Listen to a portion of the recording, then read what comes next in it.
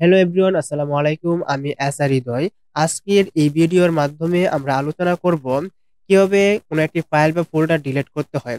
আমাদেরকে বিভিন্ন কাজের উদ্দেশ্যে, বিভিন্ন কাজের পারপাসে বিভিন্ন ধরনের ফাইল অ্যান্ড ফোল্ডার ক্রিয়েট করে থাকি। অনেক সময় সেই সমস্ত ফাইল অ্যান্ড ফোল্ডার কাজ শেষে আমাদেরকে ডিলিট করে দিতে হয় বা রিমুভ করতে হয়। তবে অনেকে আমরা জানি না কিভাবে সেই সমস্ত ফাইল কমান্ড লাইনের মাধ্যমে রিমুভ করতে হয়।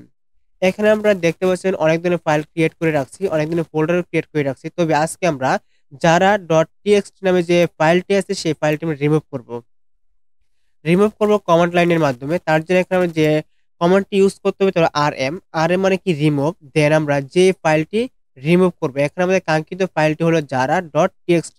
এখানে আমরা টাইপ করব jara দেন txt।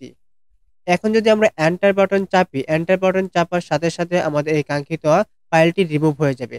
দেন এন্টার। এখন আমরা যদি আবার ls কমান্ড ইউজ করি তাহলে এখানে jara.txt ফাইলটি আর দেখতে পারবেন না। তার প্র্যাকটিক্যাল দেখার জন্য এখানে আমরা ls কমান্ড ইউজ করব। ls কমান্ড ইউজ করার পর এখন এখানে আর jara.txt ফাইলটি শো করতেছে না। তার মানে কি আমাদের কাঙ্ক্ষিত ফাইলটি অলরেডি রিমুভ হয়ে গেছে। এভাবে আমরা বিভিন্ন ধরনের ফাইল ফোল্ডার রিমুভ করতে পারি।